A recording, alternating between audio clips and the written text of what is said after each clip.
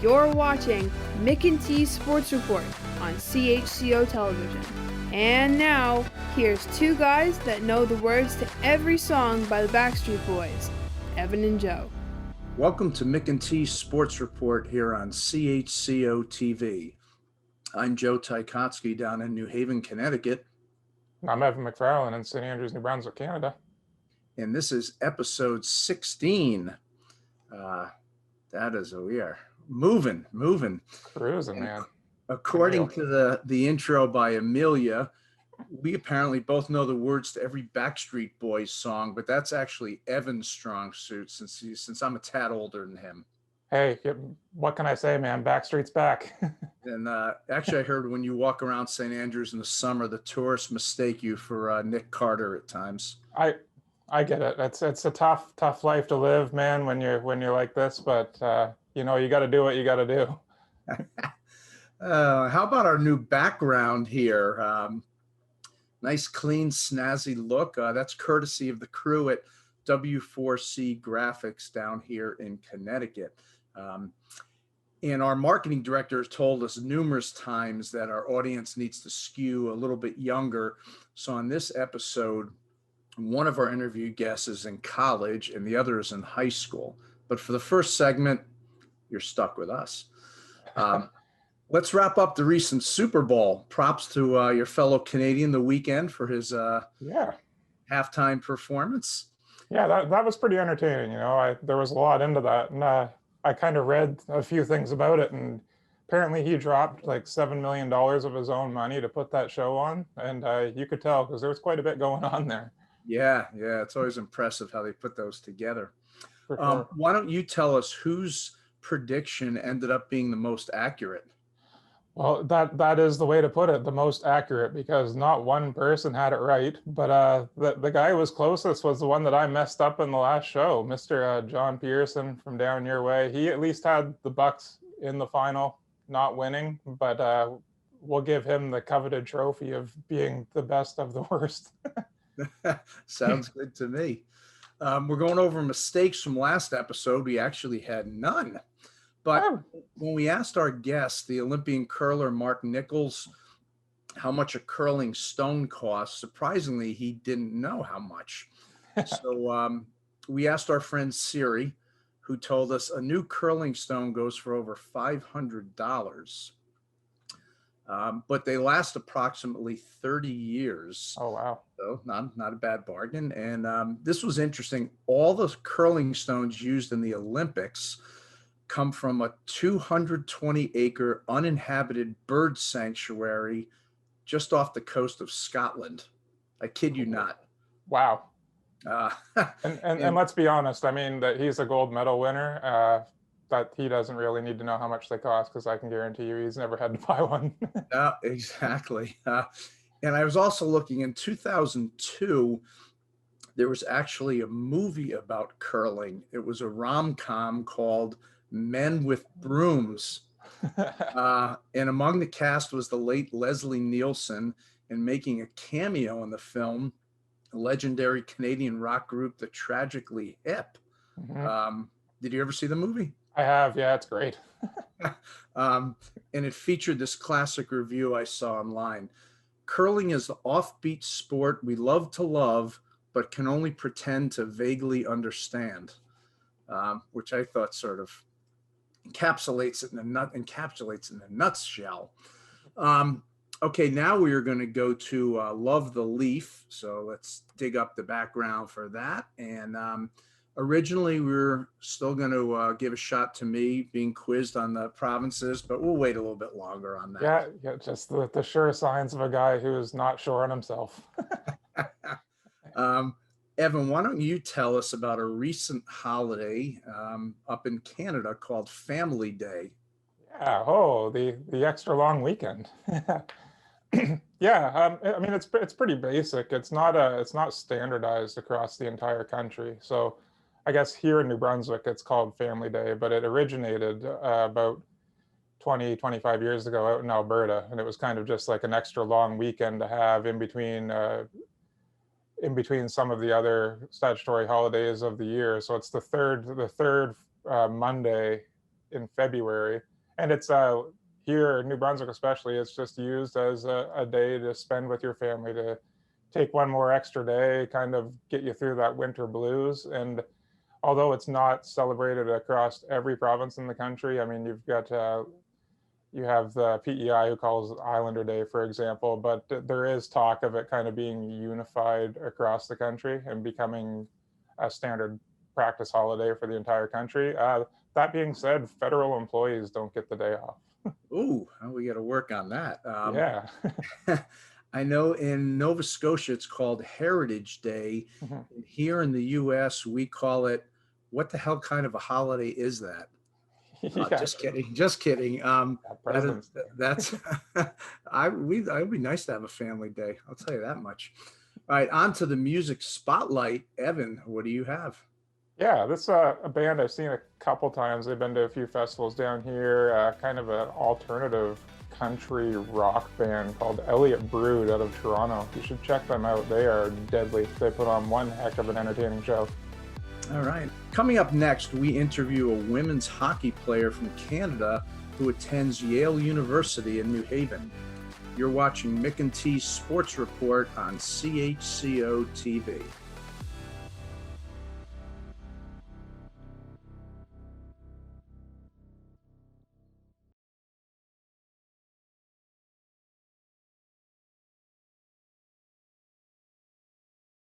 Welcome back to Mick and T's Sports Report on CHCO-TV.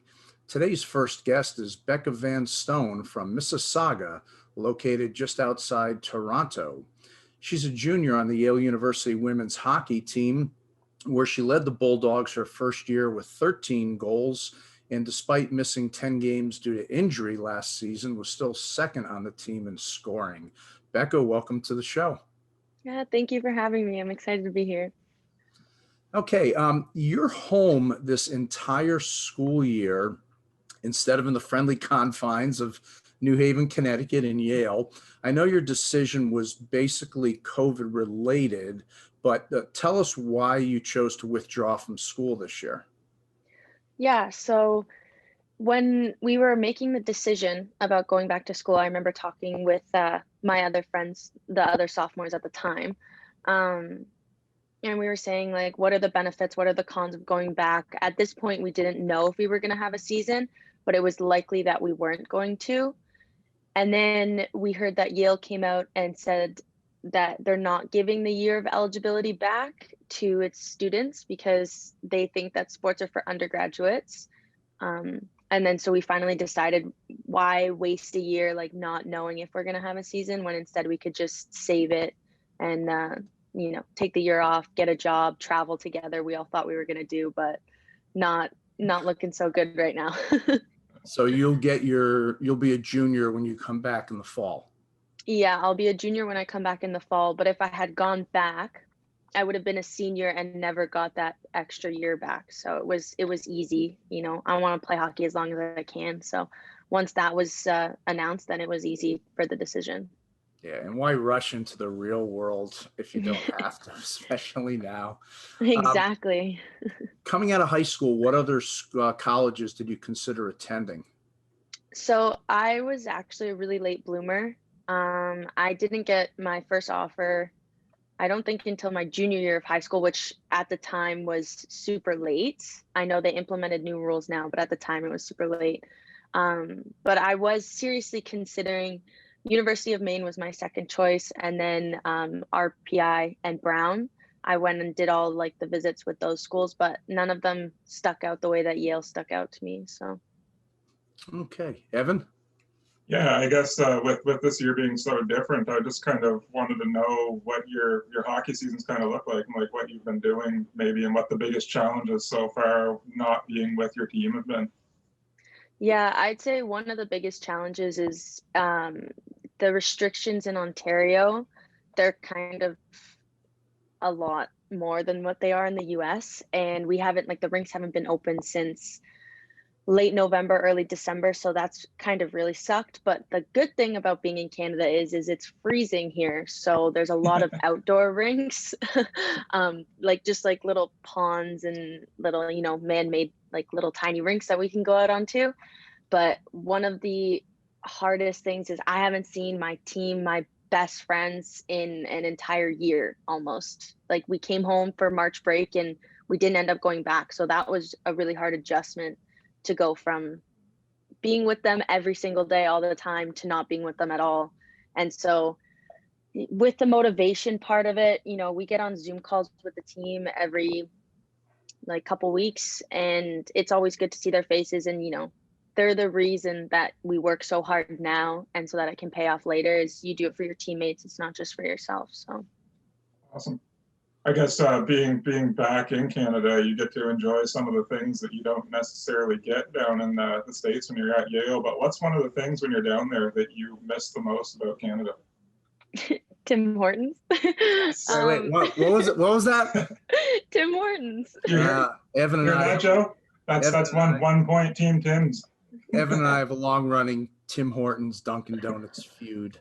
Although I do like Tim Hortons a No lot. backpedaling, Ticotsky. Yeah. I like Dunkin' Donuts as well, don't get me wrong, but it's just nothing can beat Tim Hortons, you know. And Right. I miss my dog a lot when I come down to the States. I'm lucky I don't even get to miss my parents that much, because they're down every single weekend whenever they can come down. I don't even think they've ever missed a home game unless I was injured, but yeah, they're down all the time. So Yeah, you mentioned that earlier. They come down for, so how does that work in terms of, like, typically you guys always play Friday, Saturday mostly. So what is their timeline when they come down?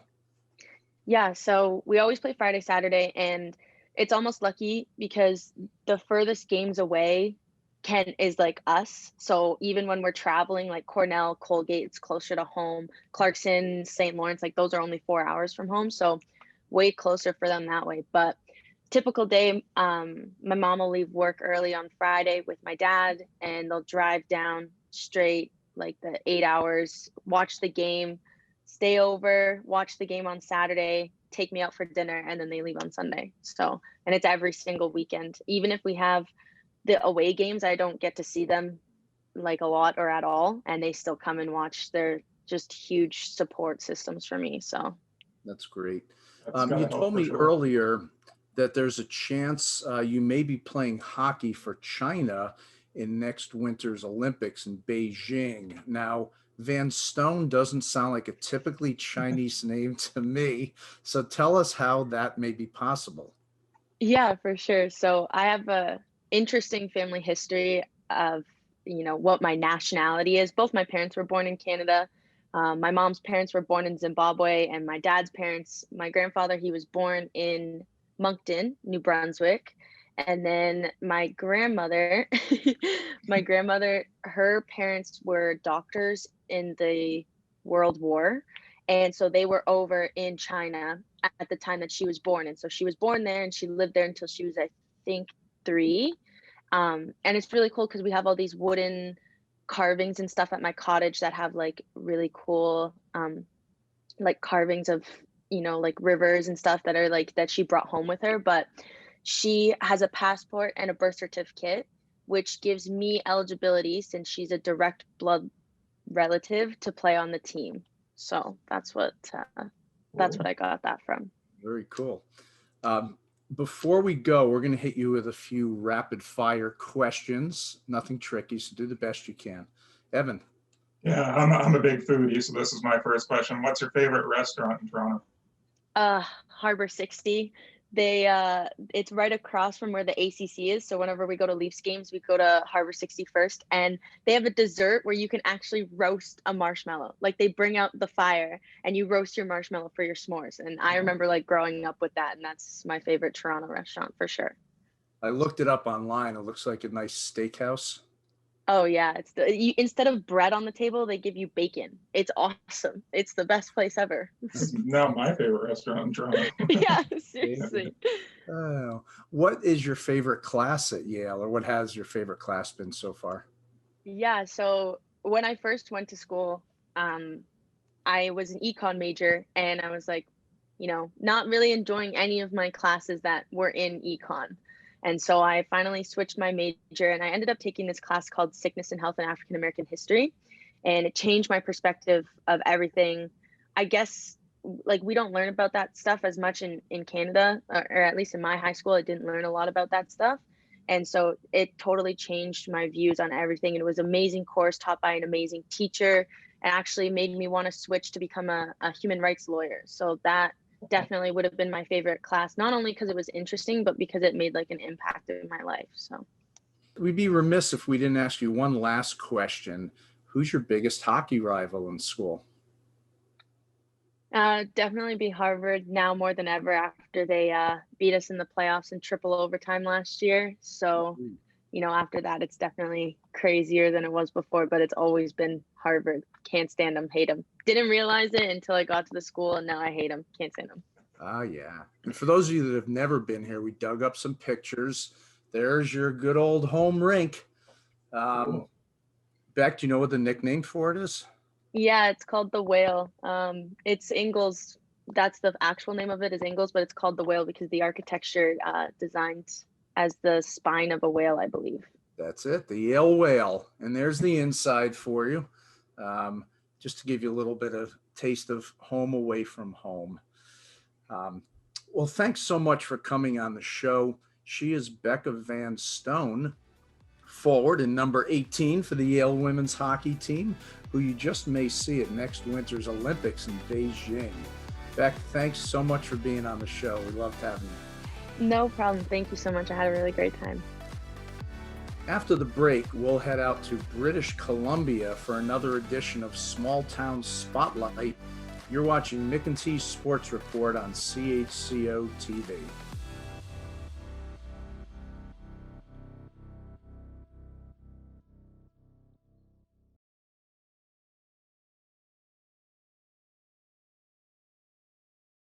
It's time for another edition of Small Town Spotlight here on Mick and T's Sports Report. Since CHCO-TV is available on Bell Satellite throughout Canada, you can watch our show on Monday, Wednesday, and Friday nights if you live in Elbow, Saskatchewan, O'Leary on Prince Edward Island, or Norman Wells in the Northwest Territories. And as always, you can catch the show on the CHCO-TV YouTube channel, where we hope you'll subscribe. For our 8th edition of Small Town Spotlight, we head to the province of British Columbia in a town on the east coast of Vancouver Island called Ladysmith. The town has a population of 8,500 and is located about 2.5 hours from the city of Vancouver. And it was named in honor of the British lifting the siege of Ladysmith in South Africa in 1900. Average temperatures in the winter are a relatively balmy 35 to 40 degrees Fahrenheit, 3 to 5 Celsius, and in the summer, a relatively cool 60 to 65 degrees, 15 to 18 Celsius. Our guest is a grade 12 student at Ladysmith Secondary School and a member of the school's basketball team. Let's welcome Ryan Bastien to the show. How's everything going, Ryan? It's good. Everything's great. Thanks. You got a little bit of snow for the first time all winter, huh? Yeah, we did. We got a little dump of snow. Not very much, but it's pretty cold here right now. We don't usually get much snow during the winter. All right. How long have you lived in Ladysmith? I've lived in Ladysmith my whole life. I was born here, raised here, so 17 years, going on 18. Okay. And what do you like most about growing up in Ladysmith? It's definitely the small town feel. You know, my family's been here for a long time, so we know a lot of people. I can't really go anywhere without seeing somebody I know. So just having that small town feel is really nice. Okay. And how often do you get up to Vancouver? Oh, it really depends. Like this past year, we haven't really been off of the island. It's a ferry ride away, about a 2-hour ferry ride. But in previous years, you know, multiple times, whether it's for basketball tournaments or going over just to visit some family over there. So a couple times a year for sure. Okay. And how many students are in your grade? There's probably about 100 students in my grade, in grade 12, and then probably about 700 students in the whole school total. And what grades does the school go from? We go from grade 8 to grade 12. Okay. And you mentioned to me before that you're this school year has been totally in person. So there hasn't been any remote learning at all. Yeah, exactly. So far since September, we've been really lucky. We've been able to be in class in my grade 11 year, so 2020, from March to June. So this like the second half of the year we were at remote learning, but so far this year it's been great. We've been able to be in class and learning there. All right. And how's the basketball season been going? Unfortunately, we haven't had any form of basketball. We just started last week doing like socially distanced practices. So everybody has to bring their own ball and wear a mask, and it's just like skill stuff, wear from one another. But we haven't had much of a season so far, unfortunately. Okay. And you guys are the 49ers, I saw. That's the school's nickname? Yeah, the Ladysmith 49ers. Yeah. All right. Now, who would you say your biggest rival is? How about Wellington? Yeah, Wellington. Only a couple of the NIMO schools like Wellington Secondary and Dover Bay Secondary. I've played with a bunch of the guys at like AAU basketball, so knowing them definitely steps up the rivalry a bit. How about John Barsby? I looked that name up. I thought it was a cool name. Yeah, Barsby was good. Last year we actually had a lot of battles with them throughout our season play and into playoffs. They're definitely a good team, and we had a lot of battles with them last year. All right. Well, I know you Canadians are so nice. You don't like to say rivals. I'm determined. John Barsby is now your new rival. So now if someone was visiting from out of town. Sounds good to me. If someone was visiting Ladysmith, say on vacation from out of town, what would you recommend they do? I would definitely check out the scenery. We live in a really beautiful place here in Ladysmith. So if you look one way, you've got the ocean. We have a couple really nice beaches, and then you look the other way and you have forests. We have a bunch of really nice trails.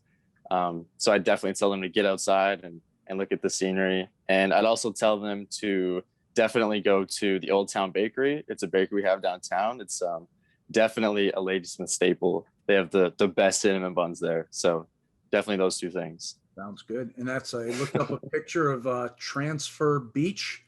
Yep, Transfer Beach. Yeah, looks like a gorgeous, gorgeous place. On this segment, I always ask our guests to recommend a restaurant or two in the area. So if we were in Ladysmith, give me two places that you would recommend. Yeah, for sure. I would definitely go to Maya Norte. It's a Spanish restaurant that we have, and they have really good food. And then I would go to the Ironworks Cafe, and they have delicious crepes down there. So I definitely tell anybody coming in on vacation to make sure they go to those two places. Nice. Sounds like a foodie's paradise. And lastly, Ladysmith is the town where former actress Pamela Anderson grew up, and she actually has moved back into town. Have you ever seen her around town? I personally haven't seen her around town. I know a couple of people that have, I was doing normal person things, going to get groceries or going to the dollar store. So I haven't seen her, but other people have. We actually tried getting her on the show. I contacted her charitable foundation, but they never even got back to me. So in protest, I'll be burning all my old Baywatch DVDs. That was before your time. Well, Ryan, thanks. Yeah, that's too bad. That's too bad that you couldn't get her on here. Well, Ryan, thanks so much for being part of the Small Town Spotlight. I'd like you to know you are our youngest guest ever on the show. And as I tell all of our guests, if you or your family ever make it to New York City or Boston, by all means, make a side trip to Connecticut. And I'd love to show you and your family around the state and take you out for some of our world famous thin crust pizza. You can look, many people think it's the best in the country. But thanks a lot. I really appreciate you coming on the show, telling us about your area, and it really sounds like a gorgeous area of the country to live in. Yeah, no worries. Thanks for having me. Appreciate it. Sure thing. Take care. Very nice job by Ryan there in the interview about Ladysmith. Yeah, that was great. Pamela Anderson, what do you think? I'm going to go ahead and say there's no way you actually burn those DVDs. Actually, they were VHS tapes. Oh, okay. Worth even more. And Ladysmith, it's also the home of actress Michelle Millette, who plays Katie on the Canadian sitcom Letterkenny, which is on Hulu. Cool. And those are the two youngest guests we've ever had. Becca held the title for about 60 seconds between segments, and then Ryan took the crown from there.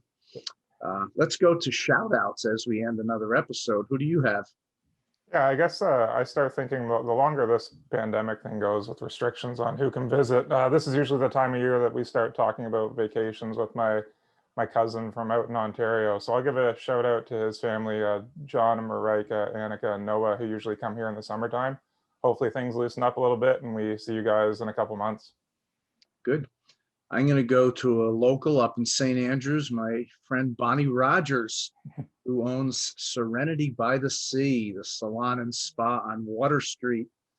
When I was up there for a couple of winters, I would always, my morning ritual, I get a cup of coffee, go down to Bonnie's place when she was opening up, just plop myself in one of the chairs, and we would sort of talk about anything and everything until the customers came in and wondered what I was doing in there. So no manis or petties for me, but Sure. we miss your body. Okay, that's it for episode 16 of Mick and T Sports Report. I'm Joe in New Haven. I'm Evan here in New Brunswick. Thanks to Patrick Watt and everyone else down at CHCO-TV in St. Andrews for helping put together these episodes. We're going to give a test run to our closing catchphrase that we'd like to use at the end of each episode. It may stick, it may not. So here goes. Until next time, peace, love, and poutine. I don't know about that, but we'll see. Thanks for watching. This is Mick and T Sports Report on CHCO-TV.